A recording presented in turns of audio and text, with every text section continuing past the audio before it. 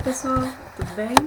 Para quem não me conhece, eu sou a professora Suziela Alvarenga, eu sou professora de História e hoje eu estou aqui para falar um pouco com vocês sobre o período joanino no Brasil, o período em que Dom João acabou governando o Brasil e o processo de crise do sistema colonial brasileiro.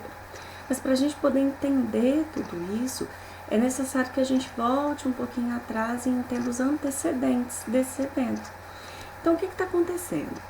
A Europa está assistindo à primeira Revolução Industrial, que originou lá na Inglaterra, como vocês já sabem, e acaba se expandindo para o restante da Europa em um processo gradual, por assim dizer. É importante também relembrar sobre a Revolução Francesa. Creio eu que vocês se lembram que após a Revolução Francesa, Napoleão Bonaparte acaba sendo aclamado pelos próprios franceses como o protetor, o Lorde Protetor, por assim dizer, da França. E em 1804 ele acaba se tornando o imperador da França. Então tudo que a Revolução Francesa tentou por fim evitar, o absolutismo real, a centralização do poder, o Napoleão Bonaparte, através da conquista popular, ele acaba retomando todo aquele poder. A questão aqui principal é que o Napoleão Bonaparte ele quer transformar a França numa potência, e para isso ele precisa tirar a Inglaterra do caminho dele, porque até então a Inglaterra era uma das principais ou a principal potência europeia e potência mundial. A questão é que o Napoleão Bonaparte ele consegue invadir e dominar vários países da Europa, mas ele não consegue fazer isso com a Inglaterra. E ele começa a enxergar como o único meio de fazer com que a Inglaterra entre numa crise é afetando a sua economia. Para isso, em novembro de 1806, ele decretou o bloqueio continental. O que foi isso? Ele proibia todos os países da Europa de abrirem seus portos aos navios ingleses ou às mercadorias inglesas. Aqueles que estivessem abrindo seus portos à Inglaterra sofreriam as consequências. Então, estariam no caminho das tropas terrestres de Napoleão Bonaparte. A questão é que, dentre outros países, uma minoria, na verdade, Portugal acaba tentando ocupar um papel de neutralidade. Ela não obedece o Napoleão Bonaparte, mas também não briga. A questão principal é que Napoleão Bonaparte começa a cobrar um posicionamento mais pontual de Portugal. Só que Portugal, nesse momento, tinha como rainha a Dona Maria I. A Dona Maria I ela não estava em posse do seu juízo mental. Então ela estava sofrendo de certa esquizofrenia, diziam a rainha louca, e como ela não tinha capacidade de governar naquele momento, seu filho, Dom João, se tornou o príncipe regente. Lembrando, o que é regente? É aquele que governa quando o governante oficial, por assim dizer, não tem como governar.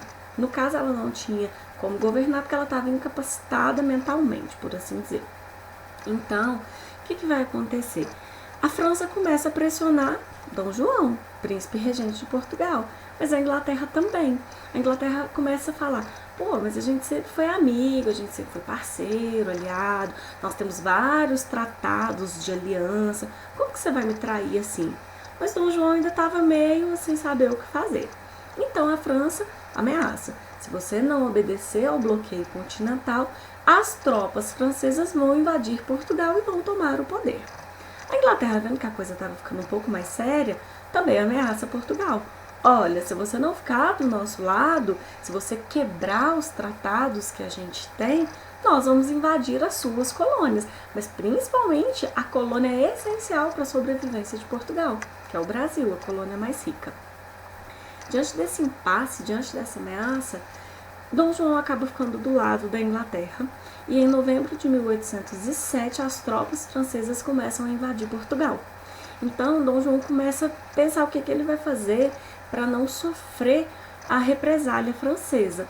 E então seus governantes, seus políticos, auxiliares, por assim dizer, eles vão acabar indicando a fuga da família real para o Brasil. apesar de falar, pô, não queria ter que fugir para parecer, né, que eu sou um banana, vou acabar fugindo. E entre novembro e dezembro de 1807, a família real portuguesa foge para o Brasil, sendo acompanhada por mais ou menos de 10 mil a 15 mil portugueses, trazendo com eles riquezas, bibliotecas praticamente inteiras. Então, eles vão abandonar Portugal. E a maior parte da população vai ficar lá, literalmente, a ver navios. O que está acontecendo? A gente está sendo invadido, está sendo atacado pela França e o nosso governante está abandonando a gente. É isso mesmo. Tipo, os ricos estão indo com ele e a gente que não tem eira nem beira, por assim dizer, vai ficar aqui à mercê do invasor. Então, a família real vai fugir para o Brasil, sendo escoltada por navios, né, ingleses. E em janeiro de 1808, mais especificamente no dia 22 de janeiro de 1808, parte da comitiva vai chegar a Salvador. Outra parte se direciona para o Rio de Janeiro, que é a capital do Brasil. A família real vai ficar em Salvador. É até interessante depois vocês darem uma lida sobre o percurso, né, de viagem até o Brasil, onde houve um surto de piolho, tanto homens quanto mulheres tiveram que raspar a cabeça, inclusive a princesa, né, a esposa do Dom João. E quando eles chegam ao Brasil, né, as mulheres carecas, as brasileiras acham que aquilo é a moda da época e começam a tentar reproduzir a calvície, por assim dizer, começam a raspar a cabeça, mas enfim, é só uma curiosidade. Voltando ao assunto. No dia 22 de janeiro, a família real chega a Salvador. E a partir daquele momento são várias festas para comemorar a chegada da família real e, obviamente, vários jantares políticos. A questão é que desde o início da colonização do Brasil, a metrópole, no caso Portugal, impôs o pacto colonial. Não sei se vocês vão se lembrar o que é o pacto colonial. É quando a metrópole exige que a colônia comercialize apenas com a metrópole. Então temos um exclusivismo comercial. O Brasil não era livre economicamente. Todas as nossas mercadorias poderiam ser vendidas apenas para Portugal e o nosso país poderia comprar apenas mercadorias de Portugal. Então a gente vendia tudo a um preço muito baixo e comprava tudo a um preço muito alto. Então Portugal tinha exclusividade sobre o nosso comércio e a colônia, o Brasil, não tinha nenhuma liberdade comercial. Mas quando a família real chega, os políticos começam a falar com Dom João: opa, e agora? Como que vai ser? Se a gente não tem liberdade comercial, a gente não pode comprar mercadorias de outros países, como que os portugueses vão fazer agora que a metrópole está na colônia, que o governo foi transferido para a colônia? Agora nós não somos mais uma simples colônia, o Brasil não é uma simples colônia mais. O Brasil é uma colônia excluída, marginalizada, se tornou o centro do poder. A metrópole está aqui no Brasil. Como que a gente vai fazer? Então, diante das pressões, Dom João também não é bobo nem nada, começa a falar a verdade. E agora? Portugal está lá invadido pelos franceses, a gente vai precisar de mercadorias. A colônia não tem tudo que a gente precisa para manter a cultura europeia nos trópicos, na colônia. Então, no dia 28 de janeiro de 1808, Dom João autoriza a abertura dos portos brasileiros às nações amigas. É a primeira vez que o Brasil vai experimentar liberdade comercial e liberdade econômica. Por quê? Porque o pacto colonial cai por terra. Então o Brasil vai poder comercializar com outros países, desde que sejam países aliados a Portugal. Então não vai ter comércio, obviamente, com a França, por exemplo. Mas enfim, já é um grande passo, já é uma grande conquista para a colônia. Então o Brasil já não está ficando tão marginalizado quanto ele era, ele está dando um passo à frente. Ele está, digamos assim, se libertando das amarras de Portugal, mesmo que seja aos poucos. Em março do mesmo ano, em março de 1808, o restante da comitiva que acompanhava a família real finalmente chega no Rio de Janeiro, capital do Brasil. É lá onde eles vão se instalar. O Rio de Janeiro não podia receber a família real sendo uma simples cidade. Então, de ruas de terra, sem iluminação. Então, as ruas principais da cidade elas vão ser calçadas, o Rio de Janeiro vai passar por uma modernização. As principais ruas serão iluminadas à base de querosene, né, lamparina. A família real vai criar teatro, imprensa. Até então o Brasil não tinha jornais, os jornais que circulavam no Brasil eram jornais que vinham da Europa, então já chegavam aqui com notícias defasadas, por assim dizer, notícias antigas. Então o Brasil vai ter uma escola real. Até então os brasileiros, né, mais abastados, mais ricos, tinham que estudar fora. Enfim, o Rio de Janeiro vai ser modernizado, mas essa modernização gera custos. Se está tendo gastos, o que eu vou fazer para adquirir dinheiro? Cobrar impostos, tá? Então, toda modernização, então para eu ter biblioteca real, uma imprensa régia, o teatro real, a Escola Real de Artes Ofício, para eu ter o primeiro Banco do Brasil, criado em 1808, que até hoje chama-se Banco do Brasil. Então, para eu ter tudo isso, eu vou ter gastos. E Dom João, tentando modernizar ainda mais a colônia, apesar dos embates com a França, ele começa a contratar artistas franceses para trazer um ar mais moderno para o Rio de Janeiro. Então, músicos, pintores, etc. Então, para eu modernizar o Brasil, para eu não, né? Para Dom João modernizar o Brasil, ele acaba cobrando impostos. Mas a questão é, os impostos que até então eram cobrados e o dinheiro ia para Portugal, agora os impostos ficam no Brasil. Isso gera revolta nos portugueses, ok? Mais um detalhe, não tinha casa de pronta entrega, por assim dizer, para os portugueses que vieram. Afinal, gente, a gente tem de 10 a 15 mil portugueses indo com a família real para o Brasil. Então, muitas casas de pessoas ricas da sociedade carioca, elas vão ser tomadas. Os funcionários reais vão bater na porta daquela casa, vão dar 24 horas para a pessoa, para a família sair da casa, vão pintar a porta de PR, que queria dizer propriedade real, ou príncipe regente, mas para quem estava sendo expulso de casa era ponha-se na rua, e a pessoa tinha que sair para deixar a casa dela para portugueses que estavam vindo. Lógico que isso vai gerar revolta e indignação. Os melhores cargos, os melhores empregos, os melhores pontos comerciais, eles também vão ser destinados para os portugueses. Então, ao mesmo tempo que os brasileiros estão satisfeitos com a vinda da família real, eles estão indignados, porque eles estão vendo que os portugueses estão sendo privilegiados com essa vinda. Então, o Brasil está tendo mais liberdade econômica, apesar da Inglaterra estar trazendo praticamente todas as suas manufaturas para o Brasil para adquirir um novo mercado consumidor. Ela não foi boba quando ela apoiou a família real. Ela queria ampliar seu mercado consumidor, porque ela tinha perdido venda, para ela continuar lucrando. Enfim, a Inglaterra está colocando até caixão para vender aqui. Eles falavam que vendia mais caixão inglês do que banana, que era um produto típico do nosso território. E as famílias ainda estão sendo expulsas, os portugueses estão muito privilegiados. As capitanias mais distantes, por exemplo, as capitanias do Nordeste, principalmente, que estão sofrendo com a seca, uma seca que assolou a região, principalmente em 1815, 1816. Eles estão com uma crise econômica muito grande por causa da seca. Eles plantavam algodão, cana-de-açúcar, tabaco, tudo voltado para exportação. A seca afeta essas plantações, então diminui a quantidade de produtos de exportação. Os fazendeiros do Nordeste perdem lucro. Como a seca afeta não só isso, mas também os alimentos, eles vão lá na altura, a população mais pobre não tem nem como comer, mas mesmo assim os impostos continuam aumentando. Isso vai gerar uma revolta muito grande que vai deflagrar na Revolução Pernambucana de 1817.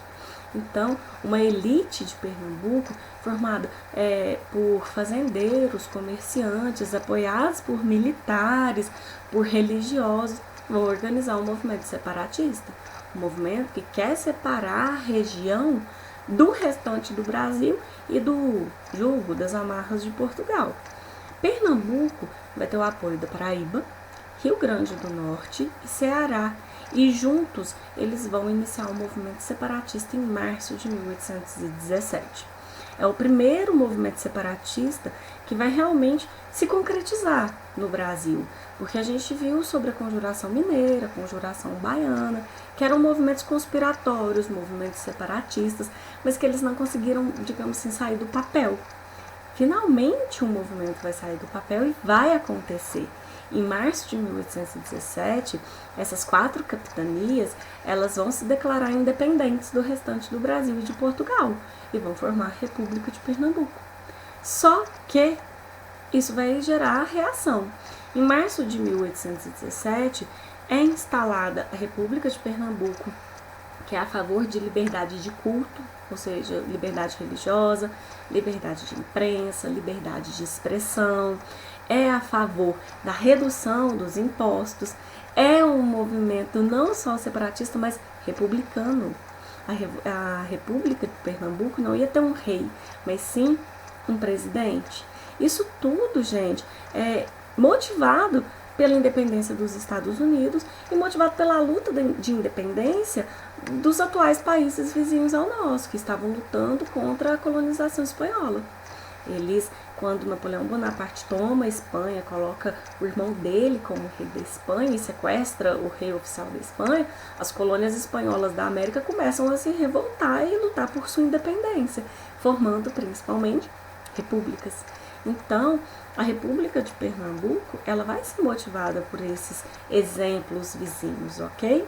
E pelo ideal de iluminismo, o ideal do iluminismo de liberdade, igualdade, da Revolução Francesa também, igualdade, liberdade e fraternidade.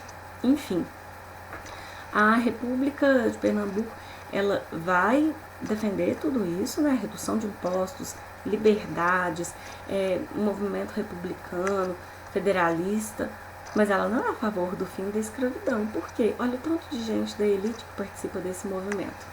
Então, como que eu vou defender o fim completo da escravidão? Sendo que os fazendeiros, vários comerciantes, alguns padres, todos eles tinham escravos. Então, uma das figuras mais lendárias, mais famosas desse período foi o Leão Coroado. Ele era um militar e quando, digamos assim, os militares, né, a liderança militar de Pernambuco descobre que tem uma conspiração prestes a explodir, o chefe do exército de lá manda que todos os envolvidos do exército sejam presos. Só que na hora que o Leão Coroado recebe voz de prisão, ele reage matando seu superior. É aí que inicia a Revolução Pernambucana.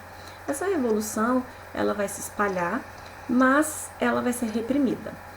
Nem só por forças do príncipe regente, que nesse caso ele já tinha virado rei, porque em 1816 Dona Maria faleceu e o Dom João se tornou rei, sendo proclamado imperador, rei do Brasil e de Portugal e Algarves, só em 1818. Mas enfim, o Conde dos Arcos, que era governador da Bahia, com o apoio do Engenho de Alagoas, eles vão reprimir esse movimento. Então, a primeira parte dessa repressão é fechar os portos do Recife para não deixar chegar alimento, para não chegar nada na região. Então, as pessoas começam a morrer de fome, de doença, de tudo. E também, por terra, as tropas da Bahia e de Alagoas começam a invadir a região dominada. Então, com mais ou menos 2 meses de República de Pernambuco, esse movimento republicano separatista chega ao fim. Eles põem fim a essa revolução.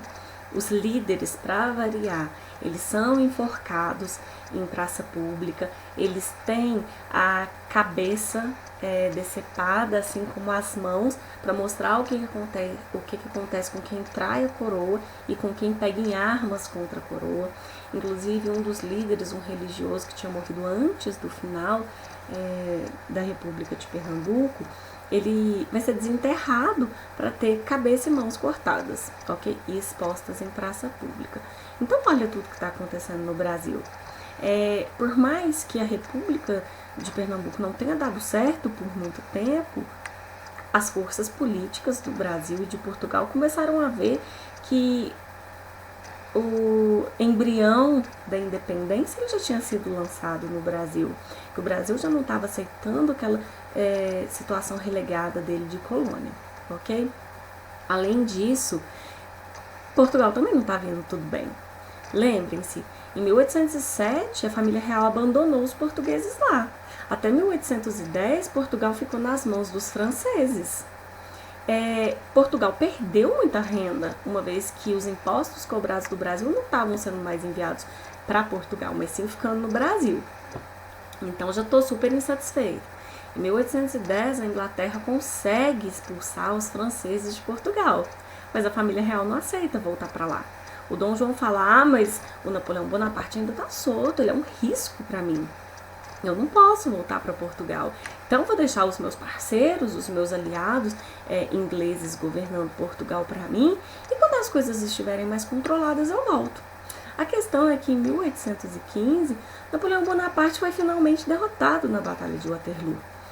E agora? Ô, Dom João, Napoleão Bonaparte já está preso. Bora lá, pode voltar, não tem perigo nenhum mais. Você vai ficar morando na colônia por qual motivo? Aí não merece a família real, é uma simples colônia. Então não tem mais desculpa para não voltar. Dom João não queria sair do Brasil, ele estava muito bem instalado aqui. Então, Dom João, para meio que afirmar os motivos dele para ficar, ele leva o Brasil a reino. O Brasil deixa de ser colônia em 1815. O Brasil vira um reino de Portugal, Algarve, Brasil. Então, o Brasil não é mais colônia. Isso deixa os portugueses revoltadíssimos. Ainda temos os ingleses lá. Então, peraí, a família real abandonou a gente, continua recusando voltar para cá, a gente tem estrangeiros governando o Brasil, ele transformou a nossa colônia em um reino. Tá de brincadeira com a gente não pode deixar isso barato. Em 1817, alguns militares portugueses vão organizar, digamos que uma ofensiva para expulsar os ingleses de Portugal, retomando o poder, para tentar obrigar a família real a voltar. Só que esse movimento de conspiração é descoberto e os organizadores dessa revolta são assassinados, ok? E o general, que era o líder máximo, claro, foi enforcado. Isso não deixou a situação melhor, não. Os portugueses principalmente os liberais, então assim, médicos, advogados, maçons também, eles ficam com aquilo entalado na garganta e bolando um plano, o que a gente vai fazer para tomar o poder? Então, em 1818, eles criam um grupo secreto chamado Sinédrio. O Sinédrio, ele tinha muitos líderes maçons, mas ele contou também com profissionais liberais que eu acabei de falar com vocês. Então, médicos, advogados, comerciantes, juízes, várias profissões liberais. E qual que era a intenção dele? Restituir o governo. Então, expulsar os ingleses, organizar uma revolução onde eles vão tomar o poder, onde eles vão obrigar a família real a voltar para Portugal e onde eles vão recolonizar o Brasil. Então, o William Beresford, que era quem estava governando Portugal em nome do rei Dom João, ele é um inglês, e ele vendo toda aquela situação, ele acaba viajando para o Brasil para alertar Dom João, olha, a situação não está boa não, o senhor tem que voltar para colocar a ordem, eles estão revoltados, vai explodir uma revolta.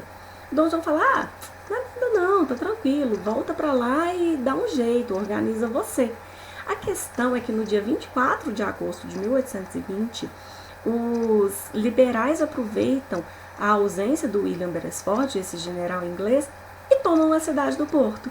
Tem início a Revolução Constitucional, ou então Revolução Liberal do Porto. Essa revolução ela vai se espalhar rapidamente por Portugal, e quando William Beresford está chegando, ele está vendo que a cidade está tomada, o país está também sendo tomado, e ele acaba fugindo para a Inglaterra.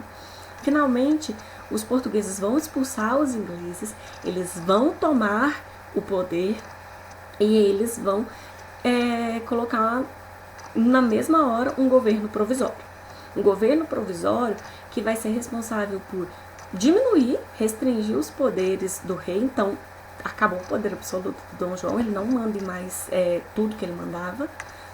Então, eles vão tentar elaborar uma nova constituição para o país, onde ao invés de uma monarquia absolutista, onde o monarca, governo absoluto, eles vão instituir uma monarquia constitucional, onde o governante, o monarca, ele vai governar de acordo com a Constituição, com o livro de leis. Eles vão exigir o retorno da família real e vão começar a analisar como fazer para o Brasil voltar a ser uma colônia. Em dezembro de 1820, vai ter eleição das cortes. As cortes portuguesas eram o parlamento português, ok? Vão ser eleitos 205 parlamentares, digamos 205 deputados. Desses 205, 75 eram brasileiros. A questão é que a pressão em cima do Dom João é muito grande. As cortes obrigam praticamente ele a aceitar a nova Constituição que limita os poderes do rei. Então ele começa a ser ameaçado, olha, ou você assina ou a gente nem vai te reconhecer mais como rei. Então ele assina, assumindo a obediência a essa Constituição. Agora o poder real, que era absoluto, vai ser dividido em 3 esferas, vai ser poder executivo, poder legislativo e poder judiciário. Então acabou o poder absoluto do rei e a pressão em cima dele é muito grande para ele voltar. Ele acaba voltando para Portugal em abril de 1821, depois de ser ameaçado. A ameaça é de que ele seria deposto, ou seja, tirado do poder e ainda seria preso. Diante dessas ameaças, ele volta para Portugal, mas ele deixa Dom Pedro governando o Brasil. Então, Dom Pedro se torna o príncipe regente. E a dica do rei é muito clara. Antes eu perder o poder para você do que para as cortes, do que para Portugal, porque você, meu filho, há de me obedecer. Então, antes dele ir embora, ele fala, se Portugal tentar tomar o poder de mim, eu prefiro que você declare o Brasil independente, porque você vai me obedecer como filho, do que eu perder o Brasil para Portugal e para eles que vão tomar meu poder. Enfim, Dom João volta. A gente tem no Brasil tanto partidários de Portugal quanto partidários da situação do novo reino. Então, pessoas que não querem que o Brasil volte a ser colônia. E começa meio que assim, um barril de pólvora prestes a explodir aqui.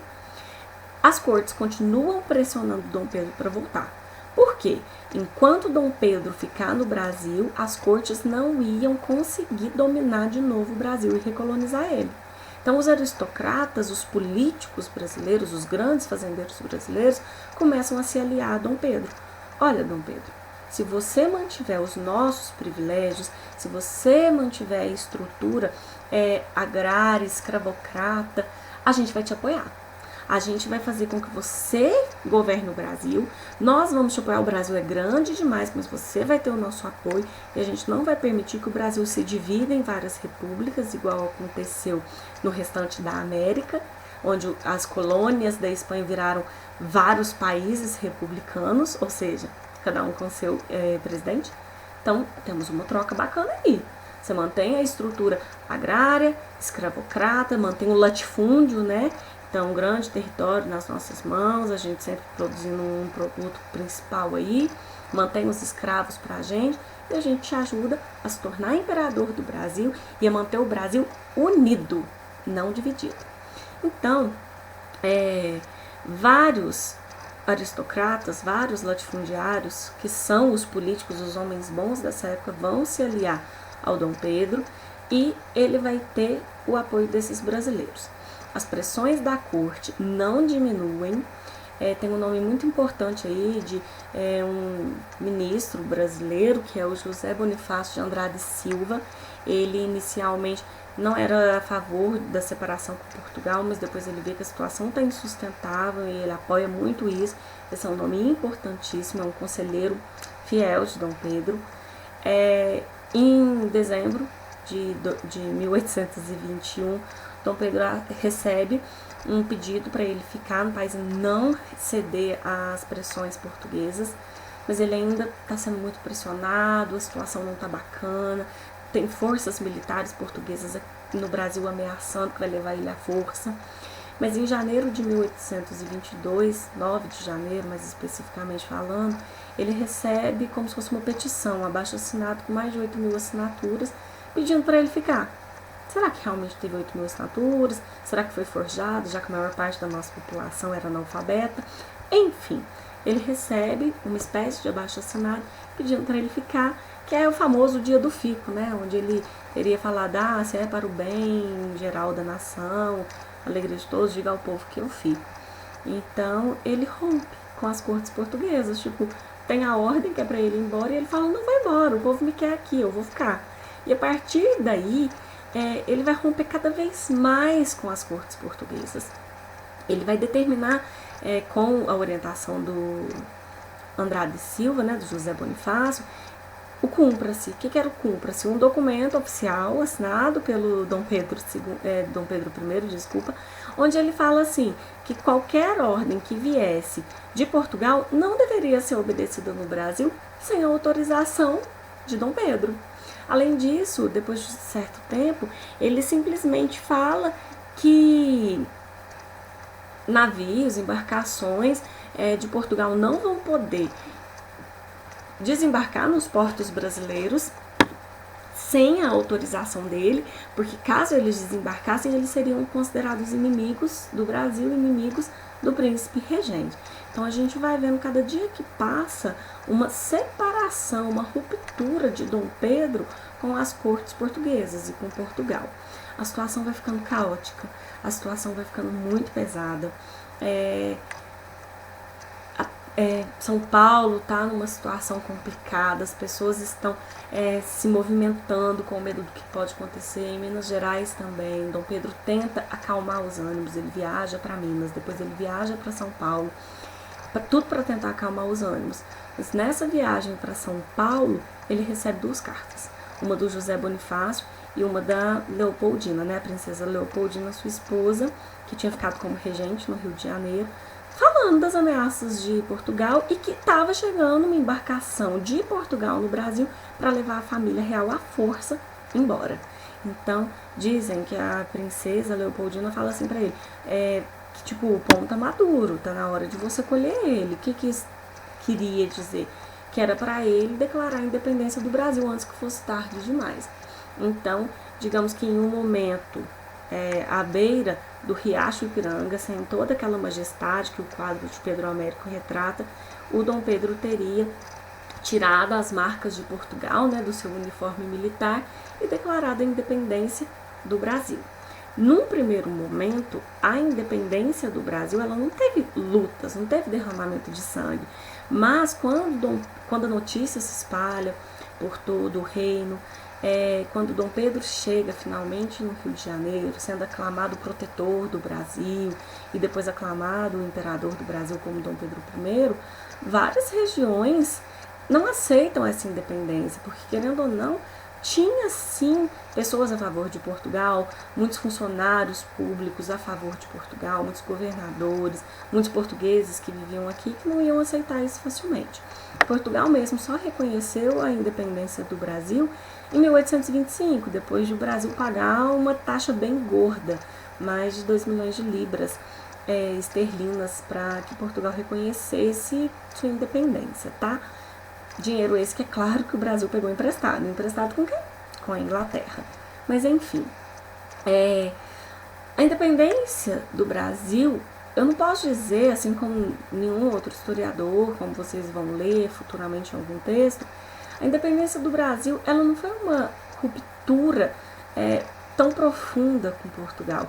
Ela significou uma ruptura política com Portugal, ok? Então o Brasil não depende mais de Portugal, não está mais nas mãos de Portugal, mas aqueles moldes que Portugal mantinha aqui, cobrança de altos impostos, a manutenção da escravidão, manutenção do latifúndio, tudo isso continuou. Então, assim, a independência do Brasil significou uma ruptura política, mas a sociedade escravocrata, excludente, ela continuou. Então, a população mesmo não participou da luta pela independência do Brasil e a situação dessa população não melhorou. A população pobre continuou marginalizada da política. Os escravos continuaram sendo escravos, continuaram sendo explorados. O que mais mudou foi a questão política. O Brasil não pertencia mais a Portugal. E a aristocracia brasileira, né, os homens bons, os políticos, os fazendeiros, né, os grandes fazendeiros, continuaram sendo beneficiados nesse sistema.